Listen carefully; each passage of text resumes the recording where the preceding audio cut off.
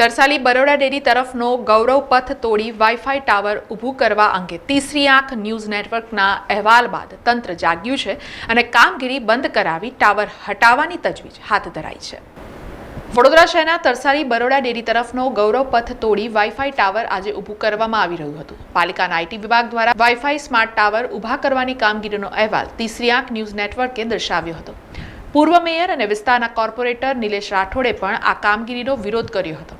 ત્યારે હવે ત્યાંથી આ કામગીરી બંધ કરી સ્માર્ટ ટાવર હટાવવાની તજવીજ હાથ ધરવામાં આવી છે। જે અંગે પૂર્વ મેયર નિલેશ રાઠોડે જણાવ્યું છે કે જિદ્દી અને અકડુ અધિકારીઓને પહેલા ધ્યાન દોર્યા છતાં પણ આ પ્રકારની કામગીરી તેમણે કરી છે। આ વસ્તુમાં થયેલા નાણાંના વ્યયની વસૂલાત તેમના પાસેથી જ કરવાની માંગ કરી છે।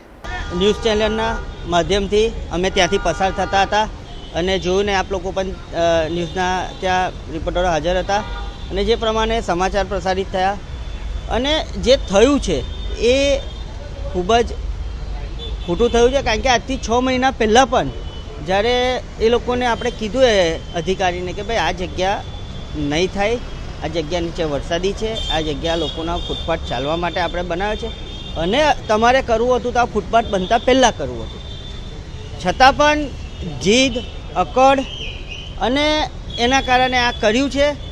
હવે કર્યા પછી બધું જ પાછું એમને કાઢવાનું ચાલુ કર્યું છે। એટલે મેં અધિકારીને સ્પષ્ટ સૂચના આપી છે કે આ જે કંઈ બી ખર્ચો પ્રજાના પૈસાનો જે કંઈ બી વ્યય થયો છે એ વ્યય જે તે કોન્ટ્રાક્ટર પાસે કાં તો ડિપાર્ટમેન્ટ અધિકારી પાસે વસૂલ કરે એવી મારું સ્પષ્ટ માનવું છે।